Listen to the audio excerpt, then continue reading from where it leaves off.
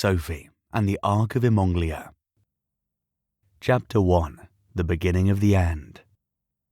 Sophie blinked her eyes open, sunshine easing her into wakefulness. She sat up, disoriented, her palm sinking into the cool grass. A vibrant world snapped into focus, an overgrown meadow bathed in golden sunlight beneath a clear blue sky. Red, yellow, and blue wildflowers swayed in the warm summer breeze, the air thick with their fragrant aroma. Sophie drew a deep breath, sweet, pungent, almost edible. "This can't be right," Sophie muttered, frowning. "I must be dreaming." It was December, Christmas Eve. London had been covered in snow. The last thing she remembered was curling up in bed, wrapped tight under her winter duvet, as the wind howled outside of her frost-bitten windows.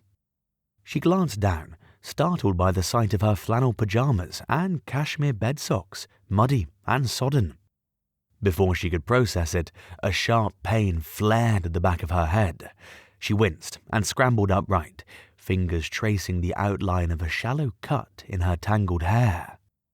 "What?" she gasped, staring at the smear of dark blood on her fingertips. As clarity seeped into her aching body, the beauty of her surroundings shattered into a chilling realization. Sophie had no idea where she was. A dog bark, sharp and familiar, cut through her confusion. Sophie spun around to find her beloved Old English Sheepdog, Max Scruff, just a few yards away, paws wedged into the ground, teeth firmly sunk into the tail of a giant turtle twice his size. It was a magnificent creature, with a long reptilian neck, shiny black eyes, and 4 thick legs that anchored an enormous dome-shaped shell, segmented into a neat pattern. A small tail flailed from under it, desperate to break free from the bear dog's determined grip. Sophie shook her head in disbelief, leaning in for a closer look. Atop its huge shell was a smaller one, turned upside down, with 2 rows of wooden seats and a bunch of jute straps spilling over the sides. "Max," she called, baffled. "Hey up, Soph," the bear dog grunted through clenched teeth. She gasped, taken aback by his broad Yorkshire accent. You talk." "Course I do, lassie." "But you've never talked before," she stammered, wide-eyed. Max grinned, teeth wrapped around the tortoise's tail. "That's because I'm such a good listener." That he was, a great listener, and her best friend. "I'm sorry to interrupt the reunion, touching as it is," interjected the turtle dryly. "But do you mind relinquishing my tail? Turtle Cocopan brakes are notoriously expensive to fix. I'm Morvin, by the way." Max growled, shaking his head stubbornly.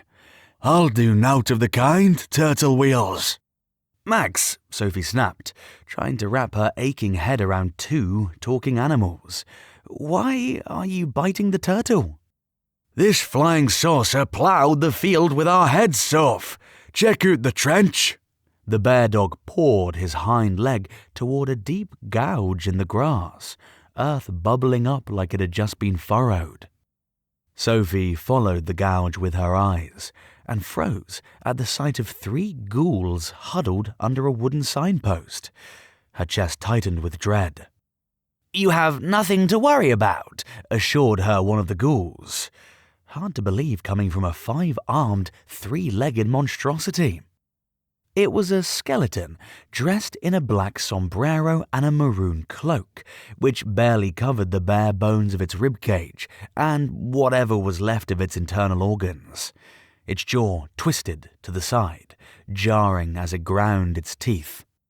3 arms on the right side of the body, and 2 on the left, some fingers missing. Deformed bony toes digging in a mucky puddle of water and grass beneath its bare feet. "Blast!" the skeleton exclaimed, catching her stare. It's not what it looks like. I can assure you this is pure sweat, not an ounce of urine. I perspire when I get nervous." "Are you a zombie?" Sophie stammered. The ghoul straightened indignantly. "No, I am emotion fear." It gestured sharply at the figure beside it. "Could you please ease off? She's confused enough." "I'm not sure I'm doing anything, am I?" the other figure replied vacantly. Sophie's gaze shifted to a ghost, see-through and chubby. Dozens of eyes, lips, noses, and limbs surged across its body, fading in and out like static. Its hair and outfits changed just as erratically. A pink punk mohawk atop a black tuxedo, dreadlocks under a ski helmet, a hazmat suit with a blonde crown braid.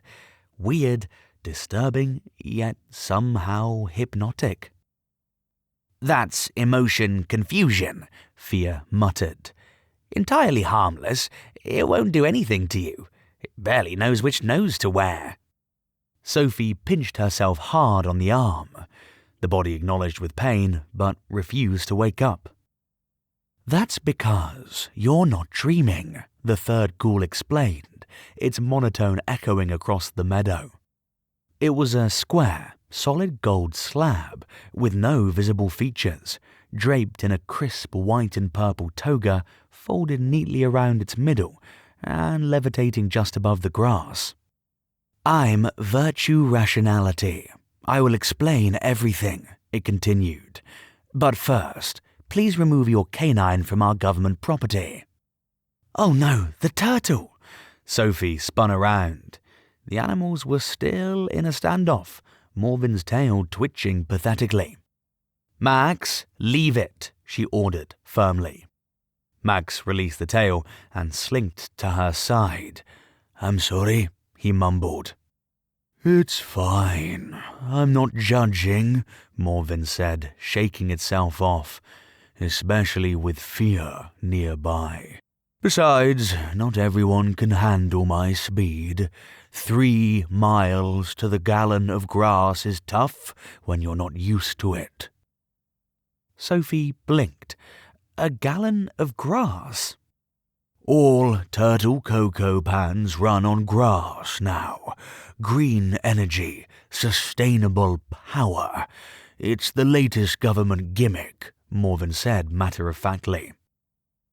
Before Sophie could respond, a turtle-sized black hole, perfectly circular and about 5 feet across, sliced clean through the meadow.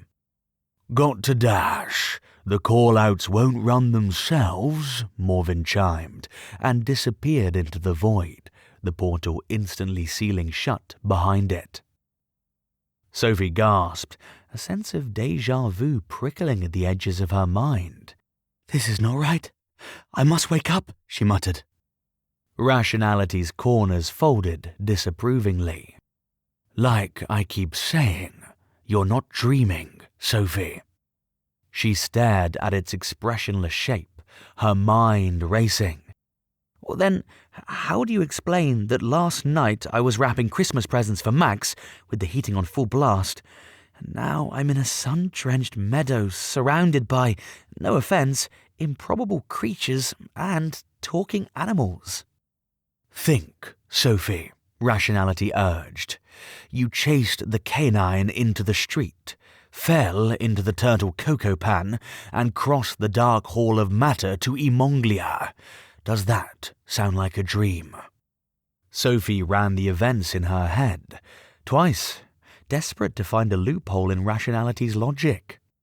She recalled being woken up at 3:33 a.m. by the sounds of Max scurrying downstairs. The central heating had already gone off for the night, and the house was freezing. She debated whether to leave her snug winter duvet, hoping that the bear dog would quieten down, but eventually braved the cold. She found Max in the living room, growling at the peace lily, and gave him a hug, but no amount of hugging could persuade the stubborn bear dog away from the plant. Then, for no apparent reason, Max tore out of her embrace, dashed for the front door, through the dog flap, and into the street. Sophie ran after him, still in her pyjamas and bed socks, no time for shoes or a coat. She hurried across the icy asphalt, halfway down the street, caught up with the barking troublemaker, reached for the dog collar, and tripped right into... "Oh no," she whispered, her face paling. "Deep breath, Soph," Max said gently, licking her hand. "It's a lot to take in." Realization dawned on Sophie. She was not dreaming. "What is this place?" she asked, her voice tight.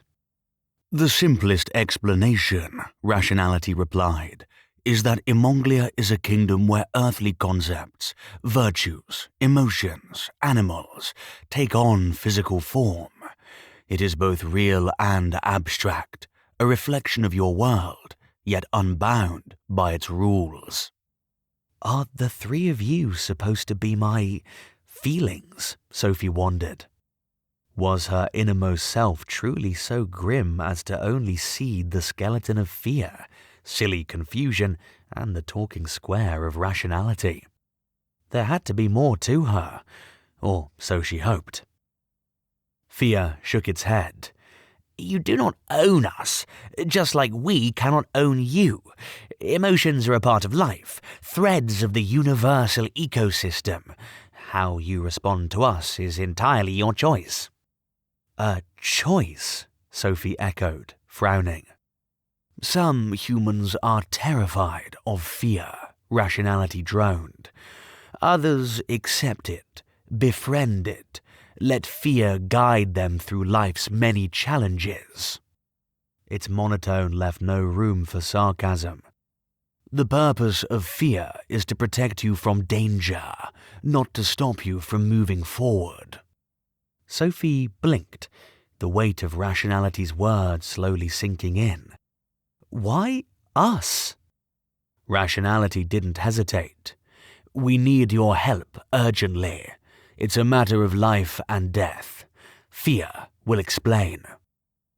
Fear stepped forward, its skeletal frame rattling. "Sure, but I'm afraid I'll have to start at the very beginning. The ending, you already know." Like and subscribe to join the adventure, and check out the links below for more magic.